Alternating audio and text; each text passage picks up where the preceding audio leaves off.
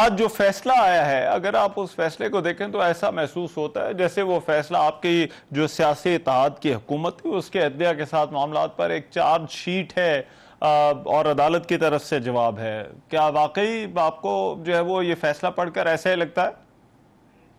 جی، مجھے بہت افسوس ہوا ہے، اور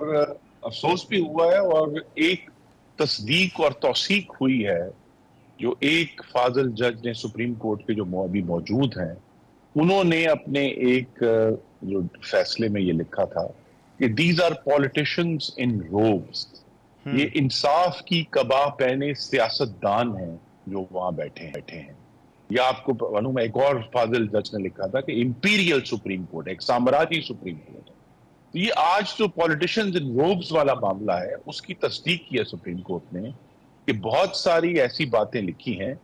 جو بڑے ادب سے عرض کروں گا سپریم کورٹ کا کام نہیں ہے کہ ان کے اوپر کامنٹ کرے۔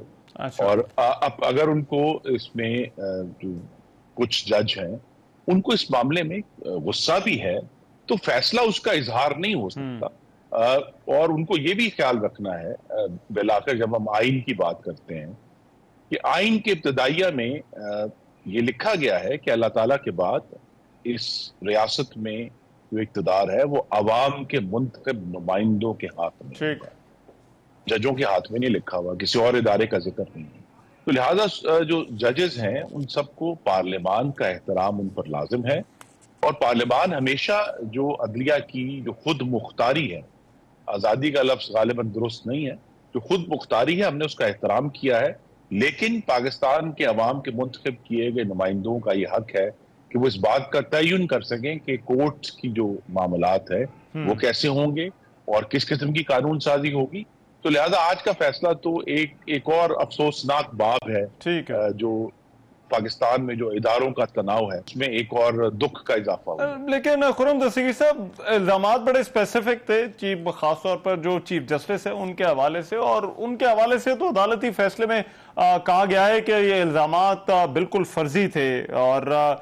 یہ عدلیہ کی آزادی پر حملہ تھا۔ تو اس کو آپ کیا واقعی جو الزامات تھے وہ فرضی تھے جو حکومت کی طرف سے اس وقت اٹھائے گئے؟ جی بالکل فرضی نہیں تھے اور درست تھے۔ صرف یہ ہے کہ ہمارے سامنے ایک سوال پیدا ہو گیا ہے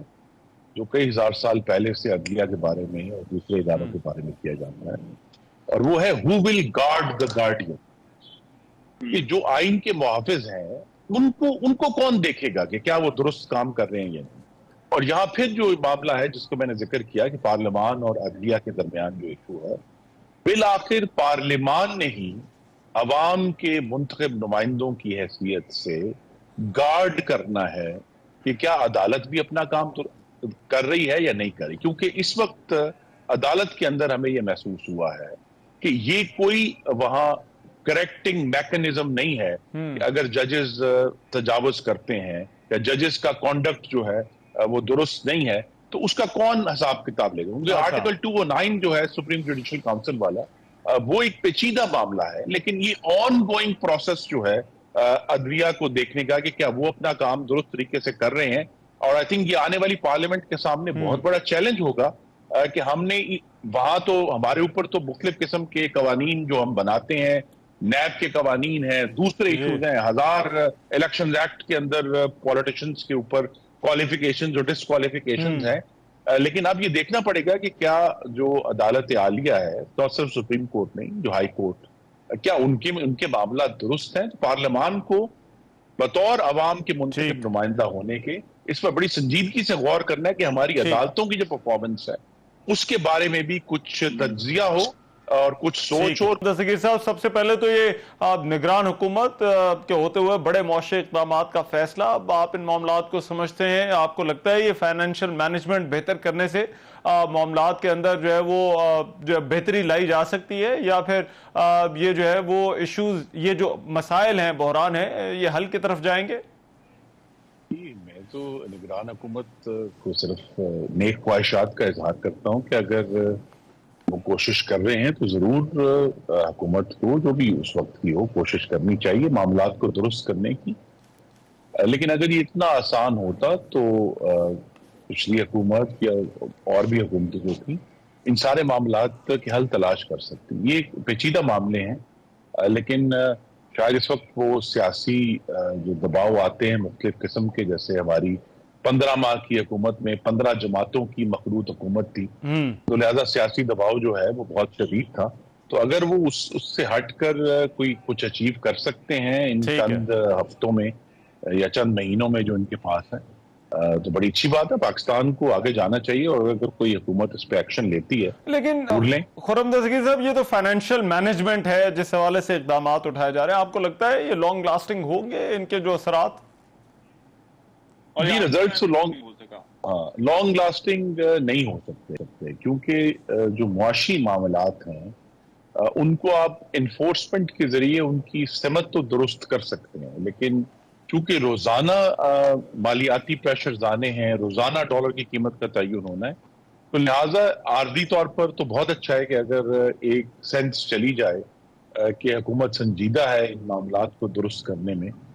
تو ہو سکتا ہے. لیکن اس کو الٹیمیٹلی تو پالیسی کے ذریعے ہی ہمیں اس کو ٹھیک کرنا ہے. امید یہ ہے کہ یہ جو اقدامات اٹھائے جا رہے ہیں, جو انتظامی اقدامات ہیں, ان کے ذریعے جو عوام کا اور کاروباری کمیونٹی کا جو اعتماد ہے پاکستان کی معیشت کے اوپر, اس کو کچھ سنبھالا مل جائے گا تو بہتری ہو جائے گی. بیکاز جو پچھلی حکومت تھی شہباز شریف صاحب کی, جس کا میں بھی حصہ تھا, وہ تو ایک بہت بڑا تحفہ دے کر گئے نا اس حکومت کو کہ 5.1 ارب ڈالر کا انفلو جو ہے وہ صرف جولائی کے مہینے میں پاکستان میں ہوا. تو لہٰذا کوئی ٹیکنیکل وجہ نہیں ہے کہ پاکستان کے روپے کی قدر جو ہے وہ اتنی تیزی سے گرے. تو لہٰذا اس میں سینٹیمنٹ ہے, اس میں کچھ سٹے باز لوگ ہیں, اس میں اسمگلنگ کا بھی رول ہے. تو اگر حکومت جو ہے اپنے انتظامی اقدامات سے کچھ اس میں کانفیڈنس کو امپروو کرنے کامیاب ہوتی ہے تو بڑی اچھی بات. لیکن آپ پچھلی حکومت کی بات کر رہے ہیں. پچھلی حکومت کا ایک معاملہ جو کہ یہ حکومت نگران حکومت حل کرنے کی کوشش کر رہی ہے, وہ چینی والا معاملہ ہے, اور جس پر مسلم لیگ نون پیپلز پارٹی ایک دوسرے پر الزامات لگا رہے ہیں. آپ چینی بحران کے آپ کی ٹیک کیا ہے؟ یہ برآمد کی اجازت کس نے دی, کس کی وجہ سے ہوا یہ بحران, اور کون ذمہ دار ہے اس سچویشن کا کہ چینی کی قیمت مارکیٹوں میں جو ہے وہ 200 روپے فی کلو تک چینی جا رہی ہے؟ جی, میرا اس میں جو نقطہ نظر ہے وہ میرا ذاتی طور پر ہے, وہ میں آپ سے شیئر کر دیتا ہوں آپ کے ناظرین سے. یہ جو 15 ماہ کی 15 جماعتوں کی حکومت تھی, اس کے تمام فیصلوں کی ہمیں اجتماعی ذمہ داری قبول کرنی ہے, چاہے ان میں سے کچھ فیصلے ایسے ہوں جو کسی اور جماعت نے کیے تھے یا ہماری جماعت نے کیے تھے. تو جس طرح ہم سب کو ایک دوسرے کے جو فیصلے تھے, کیونکہ کابینہ نے بالآخر پہلے ECC میں اور پھر کیبنٹ نے ان فیصلوں کی توثیق کی ہے, تو لہذا ہم سب کو جو پاکستان کے عوام کے سامنے ہم جو جواب دیں, ہم سب کو اس کی اجتماعی ذمہ داری قبول کرنی ہے. اور جو چینی کا معاملہ ہے وہاں بھی ڈالر کی طرح ہمارے سامنے جو نمبرز آئے تھے, تو میں بھی ان سارے معاملات کے ساتھ اٹیچ رہا ہوں, جو نمبرز ہمارے سامنے آئے تھے اس میں اس اجازت دینے سے کوئی کمی پاکستان میں پیدا نہیں ہو رہی تھی. تو لہذا یہاں بھی وہ ڈالر اور سینٹیمنٹ والا سوال ہے کہ کیا اس اجازت کو ایبیوز کیا گیا اجازت سے زیادہ اسمگل کرنے کے لیے یا مارکیٹ میں پینک پھیلانے کے لیے. تو یہاں اس وقت ہم پاکستان میں جو دیکھ رہے ہیں, اگرچہ حالات پاکستانیوں کے لیے بڑے مشکل ہیں مہنگائی کی وجہ سے, یوٹیلیٹی بلوں کی وجہ سے, لیکن اصل وجہ یہ ہے کہ ہمیں اس وقت جو استحکام دینا ہے وہ اعتماد کو استحکام دینا ہے. یہی چیلنج ہے ہمارے سامنے بھی بطور سیاسی جماعتیں جنہوں نے ابھی اگلے چند مہینوں میں عوام کے پاس جانا ہے, اور موجودہ حکومت جو نگران حکومت ہے انہوں نے بھی یہی کوشش کرنی ہے کہ جو کانفیڈنس ہے پاکستان میں اس کو سہارا دینا ہے. ٹیکنیکلی تو معاملات, لیکن حوالے سے خرم دستگیر صاحب, ڈالر کے ساتھ آپ کے کیا لگتا ہے کیا معاملہ ہے؟ کیا یہ واقعی FIA کی انٹرونشن سے اور بہتر انفورسمنٹ سے معاملہ حل ہو جائے گا؟ دیکھیے, FIA مختلف فزیکل جگہوں پہ ایکشن کر سکتی ہے. جیسے پشاور میں انہوں نے کرنسی مارکیٹ میں جو ڈیلرز بیٹھے تھے ان کو بند کیا, لیکن آج آپ نے دیکھا کہ وہ بند دکانوں کے باہر سودے ہو رہے تھے, وہ جس بھی پرائس پہ ہو رہے تھے. تو یہ ایک, جس میں نے کہا, ایک عارضی طور پر سمت کو درست کرنے کے لیے تو ایکشن ہو سکتا ہے, لیکن اصل جو ایکشن ہونا ہے وہ مالیاتی ہے, اور اس میں فائنانس منسٹری کا اور خاص طور پہ اسٹیٹ بینک آف پاکستان کی جو ریگولیٹری اتھارٹی ہے بینکوں کے اوپر، اس میں بہت بڑا رول ہوگا. یہ میرا تجزیہ ہے. ٹھیک ہے کہ یہ معاملہ پشاور میں جو ایکشن لیے ہیں ایف آئی اے نے، اس سے عارضی طور پر چند دنوں ہمیں ضرور بہتری محسوس ہوگی، لیکن اصل میں اسٹیٹ بینک آف پاکستان نے جو ریگولیٹری ایکشنز لینے ہیں بینکس کے اوپر، اور ان کو واچ کرنا ہے کہ بینکس میں جو انٹر بینک مارکیٹ ہے وہ کس طرح آپریٹ کر رہی ہے. تو لانگ ٹرم تو جو ہے وہ کراچی رائٹ. میں اب